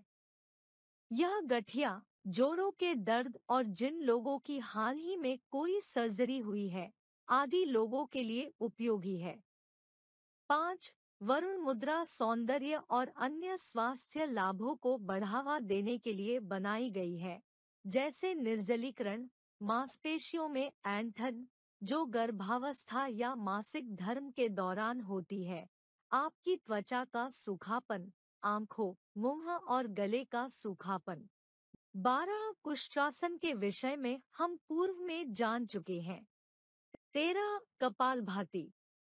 कपालभाति एक प्राणायाम तकनीक है जो हवा के जोर से नाक के द्वारा अंतर्गत लेने और छोड़ने से होता है। यह एक प्रकार की श्वास व्यायाम है जो शरीर के अंदर के ऑक्सीजन के स्तर को बढ़ाता है और शरीर के विभिन्न अंगों को स्वस्थ रखने में मदद करता है। कपालभाति को विशेष रूप से योग व्यायाम के रूप में प्रचलित किया जाता है और इसे सुबह के समय खाली पेट किया जाना चाहिए। यह शुरुआत में थोड़ा मुश्किल हो सकता है, लेकिन नियमित अभ्यास से आप इसे आसानी से कर सकते हैं। कपालभाति की विधि। 1. ध्यान के किसी आरामदायक आसन में बैठ जाएं। इस अभ्यास के लिए पद्मासन, सिद्धासन अथवा सुखासन सबसे उत्तम है। सिर और मेरुदंड को सीधा रखते हुए घुटनों पर हथेलियां या ज्ञान मुद्रा रखें। दो आंखें बंद कर लें और पूरे शरीर को शिथिल करें। उदर को फैलाते हुए दोनों नासिकाओं से गहरा श्वास छोड़ें किंतु अधिक जोर न लगाएं। 3 अगली श्वास उदर की पेशियों को बिना प्रयास फैलाते हुए लें। पूरक सहज होना चाहिए। प्रारंभ में 11 बार पूरक और रेचक करें। प्रत्येक श्वास प्रश्वास की गिनती मानसिक रूप से करें। 10 बार तेजी से श्वास प्रश्वास करने के बाद गहरी श्वास लेकर गहरी श्वास छोड़ें। 4 यह एक चक्र हुआ। 3 से 5 चक्र का अभ्यास करें। 5 अभ्यास पूरा हो जाने पर भूमध्य में शून्यता के प्रति सजग बने और शांति का अनुभव करें। कपालभाति की विधि। 1 ध्यान के किसी आरामदायक आसन में बैठ जाएं। इस अभ्यास के लिए पद्मासन, सिद्धासन अथवा सुखासन सबसे उत्तम है। सिर और मेरुदंड को सीधा रखते हुए घुटनों पर हथेलियां या ज्ञान मुद्रा रखें। 2 आंखें बंद कर लें और पूरे शरीर को शिथिल करें। उदर को फैलाते हुए दोनों नासिकाओं से गहरा श्वास छोड़ें किंतु अधिक जोर न लगाएं। 3 अगली श्वास उदर की पेशियों को बिना प्रयास फैलाते हुए लें। पूरक सहज होना चाहिए। प्रारंभ में 11 बार पूरक और रेचक करें। प्रत्येक श्वास प्रश्वास की गिनती मानसिक रूप से करें। 10 बार तेजी से श्वास प्रश्वास करने के बाद गहरी श्वास लेकर गहरी श्वास छोड़ें। 4 यह एक चक्र हुआ। 3 से 5 चक्र का अभ्यास करें। 5 अभ्यास पूरा हो जाने पर भूमध्य में शून्यता के प्रति सजग बने और शांति का अनुभव करें। कपालभाति की सावधानियां। 1 यदि दर्द का अनुभव हो या चक्कर आने लगे तो अभ्यास बंद कर दे और थोड़ी देर शांत होकर बैठ जाएं। जब यह संवेदना समाप्त हो जाए तब अधिक सजगता के साथ और कम जोर लगाकर अभ्यास पुनः आरंभ करें। 2 हृदय रोग, उच्च रक्तचाप, चक्कर आना, मिर्गी, दौरे पड़ना, हर्निया या गैस्ट्रिक अल्सर से पीड़ित व्यक्तियों के लिए यह अभ्यास वर्जित है। जीवन शैली संबंधी परिवर्तनों के द्वारा मधुमेह से बचाव। जीवन शैली संबंधी निम्न परिवर्तनों द्वारा मधुमेह की बीमारी से बचा जा सकता है। 1 नियमित व्यायाम। यदि व्यक्ति नियमित व्यायाम करता है तो केवल मधुमेह से बचाव ही नहीं बल्कि इस बीमारी के प्रबंधन में भी महत्वपूर्ण है। नियमित व्यायाम से रक्त में शर्करा के स्तर में कमी आती है तथा इंसुलिन में वृद्धि होती है। इसके लिए पैदल चलना एक अच्छा व्यायाम है। 2 आहार संबंधी सावधानियां। खानपान की आदतों में परिवर्तन करने से भी मधुमेह से बचाव हो सकता है, जैसे अतिरिक्त वसा युक्त भोजन, विशेषतः सैचुरेटेड वसा से परहेज करना चाहिए क्योंकि इसे ज्यादा मात्रा में लेने से मोटापा बढ़ता है, जिससे मधुमेह का खतरा बढ़ जाता है। भोजन में हरी सब्जियां, फल तथा अधिक रेशे वाले साबुत अनाज शामिल करने चाहिए, जैसे जौ, साबुत गेहूं, भूरा चावल, मक्की आटा। भोजन को दिन में कम से कम 5 या 6 बार छोटे छोटे भागों में खाएं। 3 आदर्श शारीरिक भार बनाए रखना। मधुमेह शरीर के भार को काफी कम कर देता है। इसके लिए कैलोरीज खर्च करने व ग्रहण करने में संतुलन बनाना चाहिए। ज्यादा कैलोरीज लेने पर एरोबिक व्यायाम करने चाहिए, जैसे साइकिल चलाना, तैराकी तथा जॉगिंग आदि। 4 तनाव व दबाव से दूर रहें। नियमित रूप से तनाव में रहने से रक्त में शर्करा का स्तर बढ़ जाता है, जिससे मधुमेह की समस्या बढ़ जाती है। इससे बचने के लिए तनाव मुक्त जीवन शैली अपनानी चाहिए। 5 दवा। मधुमेह के लक्षणों में से किसी एक लक्षण के उत्पन्न होने पर तुरंत डॉक्टरी जांच करवाकर आवश्यकता अनुसार दवा लेनी चाहिए। अस्थमा। अस्थमा एक गंभीर बीमारी है जो श्वास नलिकाओं को प्रभावित करती है। श्वास नलिकाएं फेफड़े से हवा को अंदर बाहर करती हैं। अस्थमा होने पर नलिकाओं की भीतरी दीवार में सूजन आ जाती है। यह सूजन नलिकाओं को बेहद संवेदनशील बना देती है और किसी भी बेचैन करने वाली चीज के स्पर्श से यह तीखी प्रतिक्रिया करता है। जब नलिकाएं प्रतिक्रिया करती हैं, तो उनमें संकुचन होता है और इस स्थिति में फेफड़े में हवा की मात्रा कम हो जाती है। इससे खांसी, नाक बजना, छाती का कड़ा होना, रात और सुबह में सांस लेने में तकलीफ आदि जैसे लक्षण पैदा होते हैं। अस्थमा एक गंभीर बीमारी है जिसे ठीक नहीं किया जा सकता, लेकिन इसके लक्षणों को नियंत्रित किया जा सकता है। अस्थमा एलर्जी और गैर सिगरेट का धुआं, स्प्रे, परफ्यूम और सुगंधित साबुन आदि एलर्जी का कारण बनते हैं, जिससे जुकाम, गले में खराश, साइनस संक्रमण आदि रोग हो सकते हैं। यदि इन बीमारियों से बचाव करना है, तो व्यक्ति को सुखासन, चक्रासन, गोमुखासन, पर्वतासन, भुजंगासन, पश्चिमोत्तानासन तथा मत्स्यासन आदि करने चाहिए। अस्थमा के लक्षण: खांसी, घरघराहट, सांस लेते समय सीटी जैसी आवाज आना तथा श्वास का छोटापन, सीने में जकड़न, थकावट, हाथों, पैरों, कंधों व पीठ में दर्द अस्थमा के मुख्य लक्षण हैं। अस्थमा के कारण: यह समस्या आनुवंशिक कारक, किसी पदार्थ से एलर्जी, धुएं, स्प्रे अथवा परफ्यूम की खुशबू, पराग कण, जानवरों की त्वचा वाले या पंख श्वसन संबंधी किसी संक्रमण, ठंडे मौसम अथवा किसी दवाई से संक्रमण के कारण भी हो सकती है। अस्थमा के निवारक आसन: एक, ताड़ासन के बारे में पूर्व में जान चुके हैं। 2, ऊर्ध्वहस्तोत्तानासन। हस्त का अर्थ है हाथ तथा उत्तान का अर्थ है ऊपर खींचना। इस आसन में दोनों हाथों का खिंचाव किया जाता है, इसलिए इसे ऊर्ध्वहस्तोत्तानासन कहते हैं। ऊर्ध्वहस्तोत्तानासन की विधि: 1, दोनों पैरों को मिलाकर सीधे खड़े हो जाएं। 2, दोनों हाथों को जंघाओं से मिलाकर रखें। 3, हथेलियां बाहर की ओर रखते हुए हाथों की उंगलियों के आपस में फंसाते हुए दोनों हाथों को सामने लाएं। 4, धीरे धीरे श्वास भरते हुए अपने हाथों को ऊपर की ओर खिंचाव दें। 5, श्वास बाहर निकलते हुए ऊपरी भाग को कमर से मोड़ते हुए अपनी बाईं ओर झुके। 6, इसी स्थिति में संतुलन बनाते हुए 10 से 15 तक रुकें।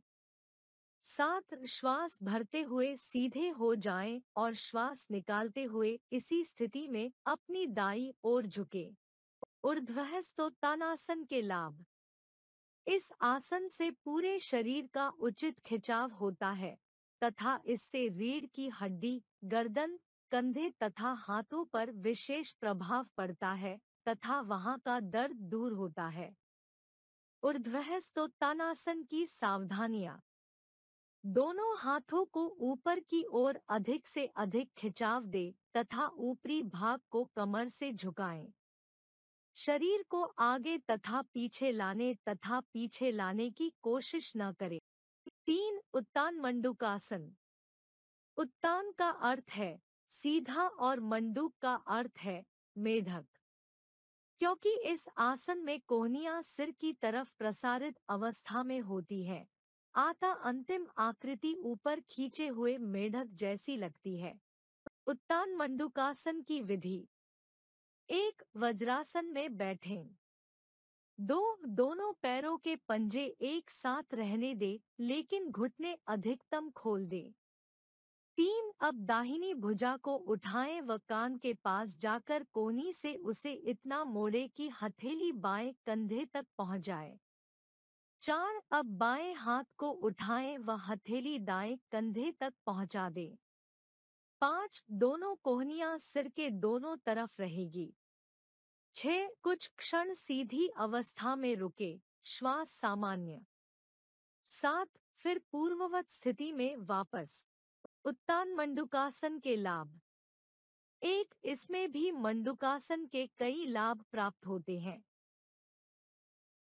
2 फेफड़े के लिए ये एक बेहतर आसन है। 3 कमर दर्द में राहत मिलती है। 4 रक्त संचार के लिए बेहतर है। 5 शरीर सुडौल, वक्षस्थल चौड़े और जंघाएं मजबूत बनती है। उत्तान मंडूकासन की सावधानियां। 1 उत्तान मंडूकासन उनको नहीं करनी चाहिए जिनको ज्यादा कमर की दर्द हो। 2 अगर आपके घुटने में परेशानी हो तो इस आसन का अभ्यास न करें। 3 कोहनी में दर्द होने पर भी इस आसन का अभ्यास नहीं करनी चाहिए। 4 यह आसन उनको नहीं करनी चाहिए जिनके कंधे में बहुत दर्द हो। 4 भुजंगासन। 5 धनुरासन तथा 6 उष्ट्रासन के बारे में पूर्व में जान चुके हैं। 7 वक्रासन। यह आसन रीढ़ की हड्डी के लिए रामबाण है। यह रीढ़ की हड्डी को लचीला व स्वस्थ बनाता है। वक्रासन की विधि। 1 पैरों को सीधा फैलाकर जमीन पर बैठें। 2 बाएं पैर को घुटने से मोड़ें और इसको उठाकर दाएं घुटने के पास में रखें। फिर सांस लें। 3 रीढ़ सीधी रखें तथा सांस छोड़ते हुए कमर को बाईं ओर मोड़ें। 4 अब हाथ की कोहनी से बाएं पैर के घुटने को दबाव के साथ अपनी ओर खींचें। 5 फिर थोड़ी देर इसी अवस्था में रहने के बाद सांस छोड़ते हुए प्रारंभिक अवस्था में वापस आए। 6 यही क्रिया दूसरी ओर से भी दोहराए।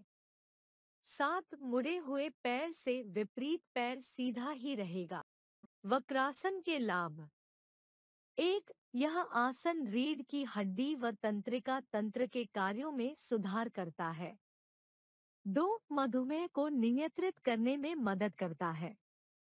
3 कमर दर्द व कंधों के दर्द में आराम देता है। 4 बेली फैट को खत्म करता है। 5 मोटापा कम करने के साथ साथ डिप्रेशन को कम करता है। 6 कब्ज दूर करता है। 7 फेफड़ों की कार्य क्षमता बढ़ाता है। वक्रासन की सावधानियां।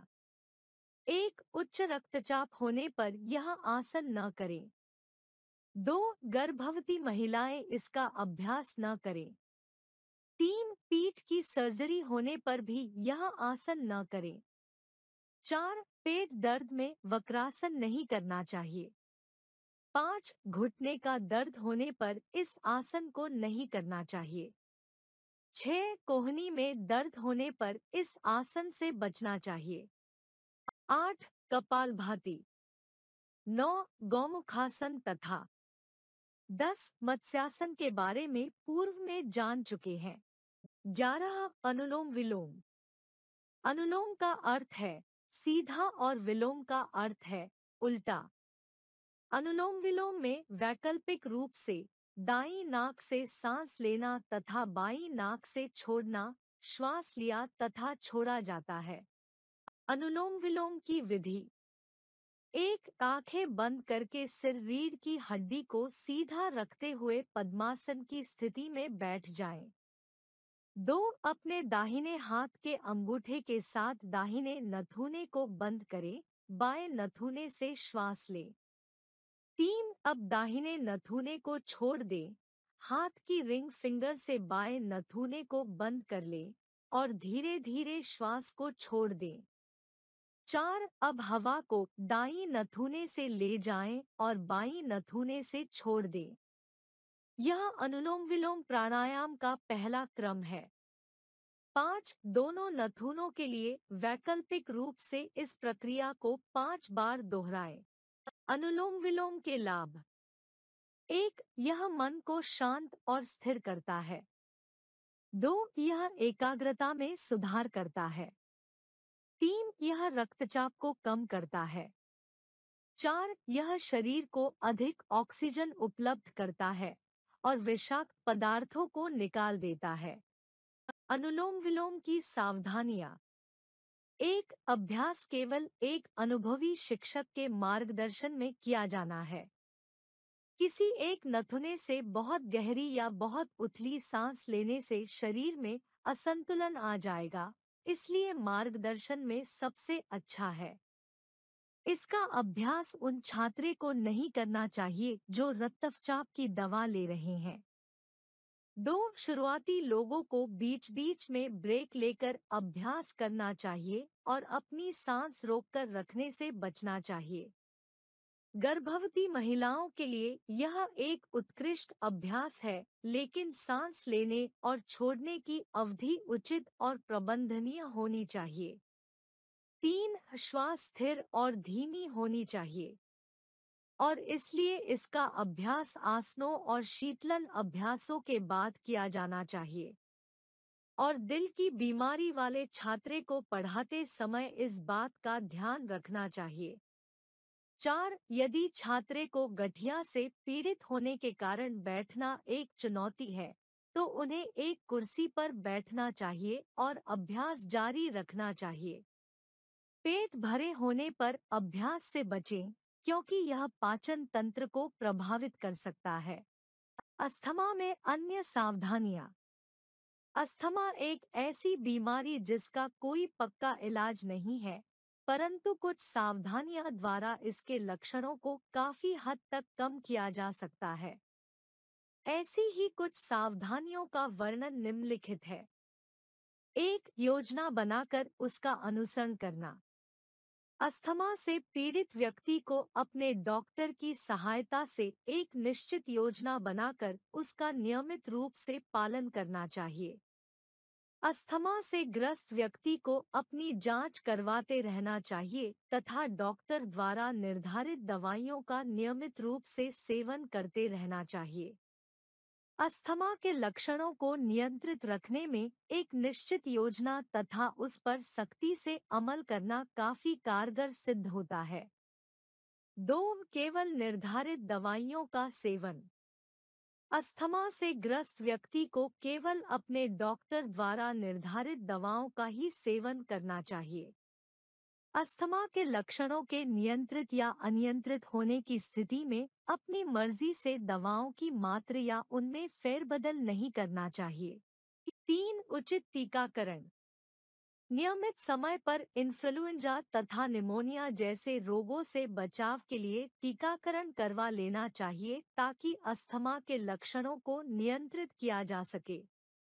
4. श्वास की जांच। अस्थमा के शुरुआती लक्षणों जैसे कि हल्की खांसी, घरघराहट, सांस की रफ्तार बढ़ना जैसे लक्षणों के उत्पन्न होते ही तुरंत पीक फ्लोमीटर की सहायता से अपने श्वास की जांच करवा लेनी चाहिए ताकि समय रहते ही इन शुरुआती लक्षणों पर नियंत्रण पाया जा सके। 5. उत्तेजनाओं से बचना। अस्थमा की समस्या से बचाव तथा प्रबंधन का सबसे बेहतर तरीका उन उत्तेजनों से जितना संभव हो बचना चाहिए जो इस समस्या को उत्पन्न या बढ़ा सकते हैं। वायु प्रदूषण, ठंडी वायु, फ्लू वायरस, साइनसिटिस, धुआं व सुगंध आदि ऐसे ही कुछ सामान्य उत्तेजित करने वाले पदार्थ हैं। 6. आपातकालीन स्थिति के लिए योजना। अस्थमा से पीड़ित व्यक्तियों को इस बात का पूरा ज्ञान होना चाहिए कि यदि अस्थमा किसी कारण से अनियंत्रित हो जाए तो उसे या उसके आसपास रहने वाले व्यक्तियों को क्या और कैसे करना चाहिए। इसके बारे में डॉक्टर से पूरी जानकारी ले लेनी चाहिए। उच्च रक्तचाप। उच्च रक्तचाप आधुनिक युग की तेजी से फैलती हुई बीमारी है। आज के आधुनिक युग में जीवन की तेज गति, औद्योगिक तथा वातावरण के कारण मनोवैज्ञानिक तनाव होना एक आम बात है। चिंता और मानसिक तनाव रक्त प्रवाह में एड्रेनलाइन की मात्रा को बढ़ाते हैं, जिससे रक्तदाब बढ़ जाता है। इस बीमारी में धमनियां और शिराएं धीमी हो जाती है। जब हृदय का संकुचन होता है तो रक्त वाहिनियों में रक्त का धक्का लगता है, परिणाम स्वरूप धमनियों में रक्त का दबाव बढ़ जाता है। इस दबाव को सिस्टोलिक दबाव कहा जाता है। हृदय की दो धड़कनों के मध्य रहने वाले दबाव को डायस्टोलिक रक्त दबाव कहा जाता है। रक्त दबाव के दोनों नंबरों को mmHg यूनिट या मिलीलीटर मरकरी में मापा जाता है। किसी व्यक्ति का रक्त दबाव 120/80 mmHg आता है तो वह सामान्य है, लेकिन जब किसी व्यक्ति का रक्त दबाव 140/90 mmHg से ऊपर होता है तो उसे उच्च रक्त दबाव कहते हैं। इससे बचने के लिए ताड़ासन, पवन मुक्तासन, अर्धचक्रासन, भुजंगासन, शवासन नियमित रूप से करने चाहिए। उच्च रक्तचाप के लक्षण: 1. चक्कर आना। 2. हाथों, पैरों, कंधों व पीठ में दर्द होना। 3. सुबह उठने पर सिर के पीछे व गर्दन में दर्द होना। 4. थकावट व नींद न आना। उच्च रक्तचाप से बचाव तथा नियंत्रण में योग की भूमिका। नियमित रूप से शारीरिक व्यायाम तथा योग करने से उच्च रक्तचाप की समस्या पर काफी हद तक काबू पाया जा सकता है।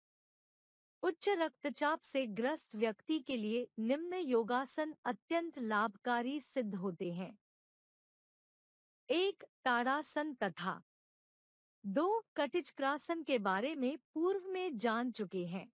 3. उत्तानपादासन। उत्तान का अर्थ है पीठ के बल चित्त लेटा हुआ। पाद का अर्थ है पैर। इस आसन में चित्त लेटकर दोनों पैरों को सामने फैलाकर जमीन के ऊपर उठाकर तान देते हैं। उत्तानपादासन की विधि: एक आसन पर पीठ के बल दोनों पैरों को फैलाकर लेट जाएं। 2. घुटने, एड़ियां तथा अंगूठे आपस में मिले रहेंगे। 3. दोनों हाथों को दोनों नितंबों से लगाकर गर्दन, छाती तथा पैरों को 1 फुट ऊपर धीरे धीरे उठाएं। 4. दोनों हाथ नितंबों से 2 इंच की दूरी पर सीधे रोक कर रखें।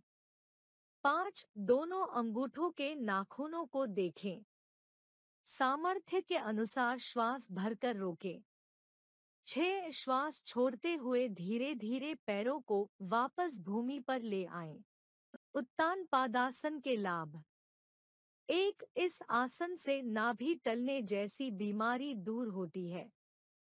2. कब्ज, गैस, पेट संबंधी रोग दूर होते हैं। 3. नितंब व पेट की चर्बी भी घटती है। 4. पैरों के दर्द व घबराहट दूर होती है। उत्तानपादासन में सावधानियां: 1. पीठ दर्द से पीड़ित लोग। 2. गर्भवती महिलाओं को यह आसन नहीं करना चाहिए। 3. हाल ही में पेट की सर्जरी। 4. उच्च रक्तचाप की स्थिति में इस आसन को करने से बचें। 5. माइग्रेन की समस्या वाले लोगों को इस आसन का अभ्यास नहीं करना चाहिए। 4. अर्धहलासन। अर्धहलासन योगासन का एक प्रकार है जो पूर्ण हलासन के एक अधिकृत विस्तार में होता है। इस आसन को स्थिति से बैठकर किया जाता है। अर्धहलासन की विधि: 1. पीठ के बल जमीन पर लेट जाएं। हथेलियां जमीन की ओर रहेंगी और जांघों के बगल में रहेंगी। ध्यान रहे उन्हें पैरों के नीचे न दबाएं। 2. पैरों को आपस में मिला ले और धीरे धीरे उठाते हुए 90 डिग्री तक ले आएं। 3. सांस की गति सामान्य रखें और इसी तरह से 3 मिनट तक ठहरने का अभ्यास करें। 4. हाथों से ताकत न लें, कमर और पेट की ताकत का इस्तेमाल करें। ध्यान रहे सांस की गति सामान्य रहेगी, क्योंकि अगर आप बीच बीच में सांस रोकते रहेंगे तो आपके पैर डगमगाने लगेंगे। 5. अगर 3 मिनट तक टिक गए तो अच्छी बात है, नहीं तो जब तक टिक पाएं ठीक है, उसके बाद धीरे से वापस आ जाएं। थोड़ा रुक कर फिर करें। 3 बार ऐसा करें। अर्ध हलासन के लाभ। 1. आंतों को ताकतवर बनाता है। कब्ज के रोगियों को इसे करने से लाभ मिलता है। 2. यह खाना पचाने की ताकत को बढ़ाता है और मोटापे से लड़ने में मदद करता है। 3. जिन लोगों को गैस की दिक्कत है वो इस आसन का नियमित अभ्यास करें, आराम मिलता है। 4. कमर में दर्द रहता है तो इस आसन को बारी बारी एक एक पैर से करना चाहिए। कमर को ताकत मिलती है। 5. इस आसन के नियमित अभ्यास से रीढ़ की हड्डी और भीतर की मसल्स ताकतवर बनती है। अर्ध हलासन में सावधानियां। 1. जिन लोगों की हाल ही में पेट की कोई सर्जरी हुई है उन्हें इस आसन से पूरी तरह बचना चाहिए। 2. गर्भवती महिलाओं को यह आसन नहीं करना चाहिए। 3. उच्च रक्तचाप के रोगियों को इस आसन को करने से बचना चाहिए। 5. सरल मत्स्यासन। सरल मत्स्यासन योगासन एक आरामदायक आसन है जो जांघों, निचले पीठ और गर्दन को संतुलित करता है। सरल मत्स्यासन की विधि। 1. मछली मुद्रा मत्स्यासन की शुरुआत शवासन कॉर्पस पोज में लेट कर करें। बाहों और पैरों को बाहर निकालें, शरीर को आराम दें और यहाँ कुछ सांस लें। 2. अपने हाथों को कूल्हों के नीचे लाएं, हथेलियां नीचे की ओर हों और बाजुओं को कोहनियों पर मोड़ें। कोहनियों को अपने शरीर के पास फर्श पर रखें। 3. सांस भरते हुए पूरे शरीर को ऊपर उठाएं, पीठ के निचले हिस्से से गर्दन तक और धीरे धीरे सिर के मुकुट को फर्श पर रखें और सिर को पीछे की ओर मोड़ें। सिर का ताज फर्श पर रखते हुए यहाँ पूरी तरह से सांस छोड़ें। 4. सांस छोड़ें और कोहनियों को नीचे फर्श में धकेलें, शरीर को पीछे की ओर मोड़ें और जैसे ही आप सिर के शीर्ष को फर्श पर नीचे करें, छाती को ऊपर की ओर उठाते हुए पीठ को झुकाएं। 5. निचला शरीर नितंब से एड़ी तक फर्श के करीब होना चाहिए और ऊपर नहीं होना चाहिए। 6. पेट की मांसपेशियों का उपयोग करते हुए धड़ को पहले ऊपर और फिर नीचे की ओर ले जाएं और सुनिश्चित करें कि शरीर का वजन आपकी गर्दन और सिर पर नहीं है, बल्कि कूल्हों, कोहनी और कोर पर समान रूप से वितरित है। 7. जब तक यह आरामदायक हो तब तक इस मुद्रा में रहें, धीरे धीरे लंबी सांसें अंदर और बाहर लें। इस मुद्रा में आंखें बंद करके हर सांस को छोड़ते हुए आराम करें। 8. मत्स्यासन या मछली की मुद्रा से मुत्तफ होने के लिए धीरे से सिर को ऊपर उठाएं, छाती और सिर को फर्श पर नीचे करें और हाथों को शरीर के किनारों पर वापस लाएं। 9. सुनिश्चित करें कि सिर पूरी तरह से आराम पर है और निचली रीढ़ फर्श के करीब है। शवासन कॉर्पस पोज में आराम करें और यहाँ कुछ सांस लें। तैयार होने पर फिर से मुद्रा में वापस जाएं और इसे अधिक समय तक पकड़ें और प्रत्येक सांस छोड़ने के साथ मुद्रा को और गहरा करें। सरल मत्स्यासन के लाभ।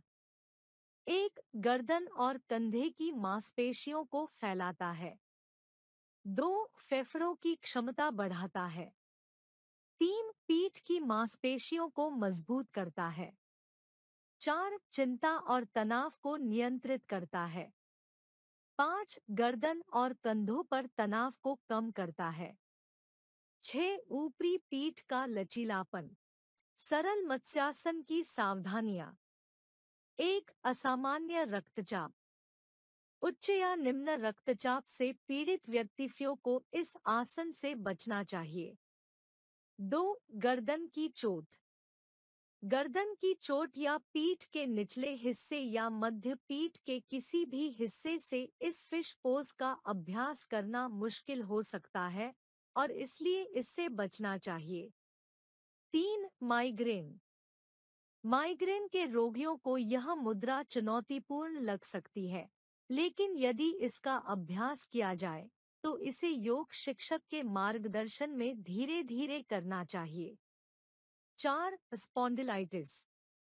स्पॉन्डिलाइटिस से पीड़ित किसी व्यक्ति द्वारा अभ्यास किए जाने पर सावधानी बरतनी चाहिए, लेकिन यदि स्पॉन्डिलाइटिस प्रारंभिक अवस्था में है तो योग शिक्षक के उचित मार्गदर्शन से मत्स्यासन का अभ्यास किया जा सकता है। 5. गर्भवती। गर्भवती महिलाएं को इस योग मुद्रा का प्रयास नहीं करना चाहिए। 6. गोमुखासन। 7. उत्तान मंडूकासन। 8. वक्रासन तथा 9. भुजंगासन के बारे में हम पूर्व में जान चुके हैं। 10. मकरासन। मकरासन योगासन है जो हाथ और पैरों को समान रूप से तनाव में लाता है। इस आसन को मकरासन के नाम से जाना जाता है क्योंकि इस आसन का अनुकरण मछली के तरह लगता है। मकरासन की विधि। 1. पहले पेट के बल लेट जाएं। टांगों को सुविधाजनक दूरी पर रखें। एड़ियों को अंदर की तरफ और पंजों को बाहर की ओर रखते हुए टखनों को जमीन पर लगाएं। 2. बाजुओं को कुहनियों पर मोड़ें। हाथों में क्रमशः सामने के कंधों को पकड़ें। कुहनियां एक दूसरे के ऊपर रखी जाती है। अपने सिर को बाजुओं के गद्दे के ऊपर रखें और सामान्य रूप से श्वास लें। 3. बाएं कंधे से दाएं हाथ को हटाएं और इसे शरीर के दाईं ओर बगल के साथ लगा लें। 4. दाएं कंधे से बाएं हाथ को हटाएं और इसे शरीर के बाईं ओर बगल के साथ लगा लें। 5. पैरों के बीच की दूरी कम करें और प्रारंभिक स्थिति में आ जाएं। मकरासन के लाभ। 1. यह शरीर और मन को आराम देता है। 2. यह चिंता और तनाव को कम करता है। 3. यह श्वासन अंगों के साथ साथ पाचन अंगों के लिए भी लाभकारी है। 4. यह पूरे शरीर में रक्त संचार को सुधारता है। मकरासन की सावधानियां। 1. गर्भावस्था के मामले में यह नहीं किया जाना चाहिए। 2. पीठ की चोट। 3. गर्दन में चोट। 4. फुलाया हुआ काट का वक्र। 5. मनोवैज्ञानिक मुद्दे। 6. रक्तचाप बहुत अधिक होने पर इसका अभ्यास नहीं करना चाहिए। 7. पेट में कुछ चोट लगने पर भी इसका अभ्यास नहीं करना चाहिए। 11. शवासन। दौड़ भाग के इस युग में लोग शारीरिक और मानसिक थकान और तनाव से पीड़ित रहते हैं। शरीर की थकान दूर करने के लिए और मन को शिथिल करने के लिए शवासन सर्वश्रेष्ठ आसन है। इस आसन में हमें शव के समान निचेष्ट जमीन पर लेटना होता है और इसीलिए इसे शवासन नाम दिया गया है। अंग्रेजी में इसे कार्पस पोज भी कहा जाता है। शवासन की विधि। 1. एक स्वच्छ और समतल जगह पर पीठ के बल लेट जाएं। 2. दोनों हाथों को शरीर से 6 इंच की दूरी पर रखें। 3. हथेलियों को आसमान की ओर खुली रखें। 4. दोनों पैरों को एक दूसरे से 1 फुट दूर रखें। 5. अब धीरे धीरे पूरे शरीर को शिथिल करें। नीचे से ऊपर तक शरीर के एक एक अंग पर ध्यान देकर सभी अंगों को क्रमशः शिथिल करना है। 6. मुंह और आंख बंद कर दें। 7. धीरे धीरे प्रयत्नरहित श्वसन करें। सारा ध्यान केवल श्वसन पर रखें और मन में किसी और विचार को नहीं आने देना है। 8. आसन करते समय नींद आने लगे तो लंबी और गहरी श्वास लेनी चाहिए। शवासन की सावधानियां। ऐसे तो हर कोई शवासन कर सकता है और शवासन करने से कोई हानि नहीं होती है, पर अगर डॉक्टर ने आपको पीठ के बल लेटने से किसी कारणवश मना किया है तो यह आसन नहीं करना चाहिए। शवासन के लाभ। 1. यह आसन मानसिक और शारीरिक तनाव दूर करता है। 2. यह आसन मधुमेह, उच्च रक्तचाप, अवसाद, हृदय विकार, मनोविकार, अनिद्रा आदि बीमारियों में उपयोगी है। एकाग्र शक्ति, याददाश्त और विचार प्रणाली को सुधारता है। शवासन नियमित रूप से करने से आत्मविश्वास बढ़ता है। 3. इस आसन के नियमित अभ्यास से शरीर को नवचैतन्य प्राप्त होता है। 4. यह आसन मस्तिष्क की कार्यक्षमता को बढ़ाता है। यह आसन रक्त संचार को सुधारता है। इस आसन से कौडिक समस्याओं को आराम मिलता है। किसी भी प्रकार के दर्द में आराम देता है। 12. नाड़ी शोध प्राणायाम। नाड़ी शोध प्राणायाम एक प्रकार का श्वास योग है जिसमें हम अपने दोनों नाकों से श्वास लेते हुए प्राण की ऊर्जा को शुद्ध करते हैं। यह प्राणायाम आपके शरीर, मन और आत्मा के लिए बहुत लाभदायक है। इस प्राणायाम में नाड़ियाँ की शुद्धि हो जाती है। इसलिए इस प्राणायाम को नाड़ी शोधन प्राणायाम कहते हैं। नाड़ी शोधन प्राणायाम की विधि। पद्मासन में स्थित होकर कमर गर्दन सीधी रखें। आंखें बंद कर एवं दृष्टि सीधी रखें। दाएं हाथ की तर्जनी और मध्यमा उंगली को एक साथ मिलाएं। अनामिका और कनिष्ठा उंगली को एक साथ मिलाएं। अंगूठा अलग रखें। तर्जनी और मध्यमा को मिलाकर नासिका के अंतिम भाग पर अंगूठा दाहिनी नासिका पर रख बाईं नासिका से श्वास को बाहर निकालें। अब दाईं नासिका से श्वास को भरें। अनामिका और कनिष्ठा उंगली से बाईं नासिका से बंद कर आंतरिक कुंभक कर दायां अंगूठा हटाकर श्वास को धीरे धीरे बाहर निकालें, रेचक करें। कुछ क्षण बाह्य कुंभक करें। नासिका बंद कर आंतरिक कुंभक कर श्वास को रोकें। फिर बाईं नासिका से धीरे धीरे बाहर निकालें। प्रारंभ में इस प्रकार इस प्राणायाम के मात्र 5 चक्र करें और धीरे धीरे इस अभ्यास को 20 चक्रों तक बढ़ाएं। इसमें पूरक, रेचक तथा कुंभक के समय में 1:2:4 का अनुपात का ध्यान रखते हैं। यदि श्वास भरने में 5 सेकंड लगते हैं तो 20 सेकंड रोकें और 10 सेकंड में श्वास को बाहर निकालें। नाड़ी शोधन प्राणायाम के लाभ। 1. शरीर की सभी नाड़ियों को शोधन होता है। 2. रक्त साफ होता है। 3. चेहरा कांतिमान होता है एवं आँखों की रोशनी बढ़ती है। 4. फेफड़े शक्तिशाली बनते हैं। 5. मन एकाग्र होता है तथा इंद्रिय संयम में सहायता मिलती है। नाड़ी शोधन प्राणायाम की सावधानियां। 1. उच्च रक्तचाप से पीड़ित किसी व्यक्ति द्वारा इस अभ्यास से बचना सबसे अच्छा है। 2. किसी भी संक्रमण से पीड़ित होने से बचे और अभ्यास शुरू करने से पहले पूरी तरह से ठीक होने की प्रतीक्षा करें। 3. पेट भरकर नहीं करना चाहिए क्योंकि इससे पाचन संबंधी समस्याएं हो सकती हैं, जो आगे पेट जैसे आंतरिक अंगों पर दबाव डालती है।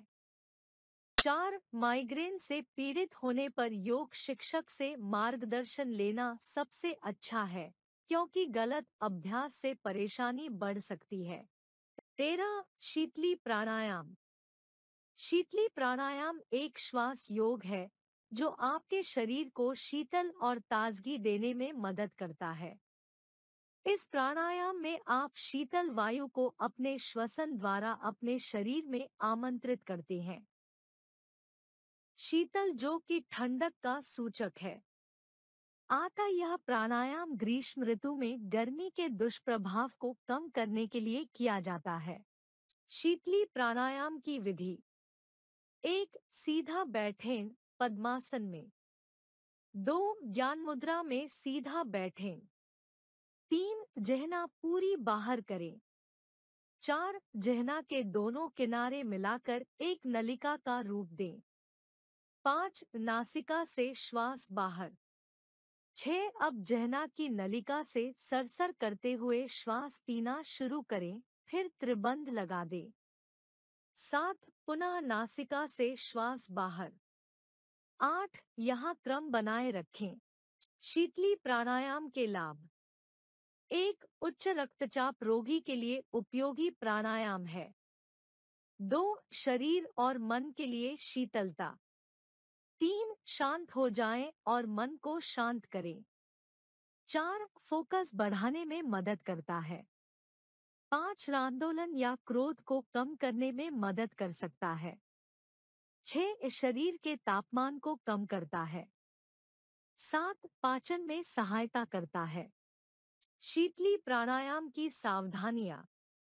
1. उच्च रक्तचाप रोगी बिना त्रिबंध या कुंभक लगाए इस प्राणायाम का अभ्यास करते रहें।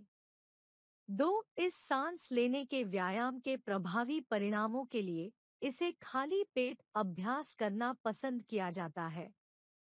3. सुनिश्चित करें कि आपकी पीठ और गर्दन मुड़ी हुई या घुमावदार नहीं है, क्योंकि यह सूक्ष्म शरीर के भीतर प्राण प्रवाह को प्रतिबंधित करती है।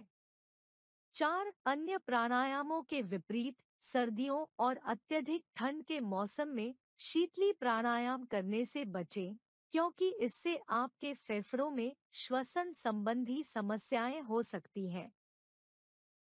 5. हृदय रोग वाले लोगों को शीतली प्राणायाम करने से पहले डॉक्टर या अनुभवी योग प्रशिक्षक से परामर्श लेना चाहिए। उच्च रक्तचाप में अन्य सावधानियां। 1. आहार संबंधी सावधानियां। उच्च रक्तचाप से बचाव तथा प्रबंधन में उचित संतुलित आहार का बड़ा महत्व है। जैसे आहार में पशुजन्य प्रोटीन जैसे मांस, मछली तथा अंडे रक्तचाप को बढ़ाते हैं, इसलिए इसका सेवन कम करना चाहिए।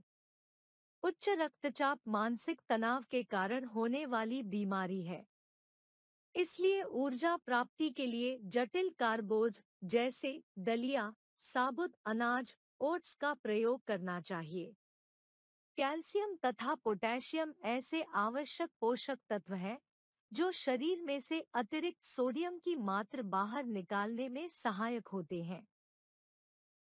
अतः उच्च रक्तचाप से ग्रस्त व्यक्ति को कैल्शियम की पूर्ति के लिए छाछ, तिल, हरी सब्जियां व पोटेशियम के लिए फलों व सब्जियों का भरपूर सेवन करना चाहिए। उच्च रक्तचाप से ग्रस्त व्यक्ति को भोजन में कम मात्रा में नमक का सेवन करना चाहिए, क्योंकि सोडियम की अधिक मात्रा के कारण शरीर में जल जमाव हो जाता है, जिससे रक्तचाप बढ़ जाता है। उच्च रक्तचाप में कब्ज को रोकने व मूत्र द्वारा विषैले पदार्थों के निष्कासन में जल का कार्य अत्यंत महत्वपूर्ण है। इसलिए रोगी को अधिक से अधिक तरल पदार्थों का सेवन करना चाहिए। 2. आरामदायक जीवन शैली की अपेक्षा सक्रिय व स्वस्थ जीवन शैली अपनानी चाहिए। 3. शराब, धूम्रपान तथा नशीली दवाएं नहीं लेनी चाहिए। 4. शारीरिक क्षमता के अनुसार व्यायाम जैसे ध्यान, योग, पैदल चलना, डांस आदि करना चाहिए। ये सब रक्त दबाव को कुछ प्रक्रियाओं के माध्यम से कम करते हैं। 5. शरीर का आदर्श भार बनाए रखना उच्च रक्तचाप के उपचार का सबसे प्रभावी तरीका है। पीठ दर्द। पीठ का दर्द आधुनिक जीवन शैली की एक विश्वव्यापी समस्या है। पीठ दर्द प्रायः अस्थियों, जोड़ों, मांसपेशियों व तंत्रिकाओं आदि से शुरू होता है, लेकिन ग्रीव, वक्षीय व कमर आदि में भी शुरू हो सकता है। यह अचानक भी हो सकता है या चिरकालिक भी। यह दर्द कमर से धीरे धीरे अन्य भागों जैसे टांगों, हाथों और नितंबों में भी फैल सकता है, जो पूरे शरीर को निष्क्रिय बना सकता है। यह दर्द मुख्यतः निष्क्रिय जीवन व्यतीत करने से पनपता है, जैसे घंटों टेलीविजन अथवा कंप्यूटर के सामने बैठे रहना, स्वास्थ्य संबंधी गलत आदतें, अतिभार, शारीरिक क्रियाओं या व्यायाम का अभाव, लचक की कमी या पीठ पर अधिक दबाव के कारण भी हो सकता है। कई बार यह दर्द त्रुटिपूर्ण मुद्रा अपनाने से भी हो सकता है। यह दर्द शरीर के दूसरे भागों, जैसे बाजुओं, नितंबों या टांगों आदि में कुछ समय के लिए या निरंतर भी हो सकता है। पीठ दर्द की स्थिति में जलन की अनुभूति के अतिरिक्त टांगों अथवा हाथों में सुन्नता का एहसास होता है। इस समस्या से पीड़ित व्यक्ति अपनी शारीरिक गतिविधियों से संबंधित कोई भी कार्य सहजतापूर्वक नहीं कर पाता। हालांकि यह कोई बहुत गंभीर समस्या नहीं है, परंतु यह निश्चित रूप से एक दर्दनाक समस्या है। यदि इस समस्या में दूर करना है, तो ताड़ासन, अर्धमत्स्येंद्रासन, वक्रासन, शलभासन, भुजंगासन नियमित रूप से करने चाहिए। पीठ दर्द से बचाव व नियंत्रण में योग की भूमिका। नियमित रूप से शारीरिक व्यायाम तथा योग करने से पीठ दर्द की समस्या पर काफी हद तक काबू पाया जा सकता है। पीठ दर्द से ग्रस्त व्यक्ति के लिए निम्न योगासन अत्यंत लाभकारी सिद्ध होते हैं। 1. ताड़ासन तथा 2. ऊर्ध्वहस्तोत्तानासन के बारे में पूर्व में जान चुके हैं। 3. अर्धचक्रासन। अर्धचक्रासन एक योगासन है जो शरीर के निचले हिस्से को खुला करता है और कमर, पेट और निचले पीठ की मांसपेशियों को मजबूत करता है। अर्धचक्रासन संस्कृत भाषा का शब्द है, जिसमें अर्ध का अर्थ है आधा और चक्र का अर्थ है घुमाव, अर्थात आधा घूमना पीठ की दिशा में। अर्धचक्रासन की विधि। 1. सीधे खड़े रहे, पैरों में कंधों जितना फासला ले। 2. हाथों को कमर पर इस प्रकार रखें कि उंगलियां नीचे की तरफ रहें। 3. श्वास भरते हुए गर्दन को पीठ की दिशा में पीछे की तरफ ले जाए, हाथों को भी ऊपर ले जाए। 4. पूरी कमर को धीरे धीरे पीछे की तरफ ले जाए। 5. 30 सेकंड से 1 मिनट तक इसी अवस्था रहे तथा धीरे धीरे आसन छोड़े। 6. 5 से 7 बार आसन को दोहराए। अर्धचक्रासन के लाभ। 1. यह आसन कमर में लचीलापन लाने के लिए अत्यंत लाभकारी है। 2. रीढ़ की हड्डी को मजबूती प्रदान करता है।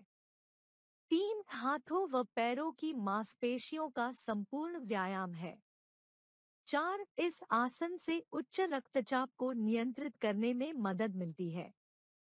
5. कमर के व उदर के पास के मोटापे को कम करने में सहायक है। 6. कंधे, छाती, पेट, एड़ियां, जांघ मजबूत बनती है। 7. तनाव व चिंता से निजात मिलती है। 8. यह आसन मासिक धर्म चक्र को सुधारता है। 9. यह आसन गले व कंधे के तनाव में राहत देता है। 10. रक्त दबाव की ठीक रहता है। अर्धचक्रासन की सावधानियां। 1. सिर दर्द, माइग्रेन, निम्न रक्तचाप व डायरिया आदि होने पर यह आसन न करें। 2. हर्निया होने पर इस आसन का अभ्यास न करें। 3. गर्भवती महिलाएं यह आसन न करें।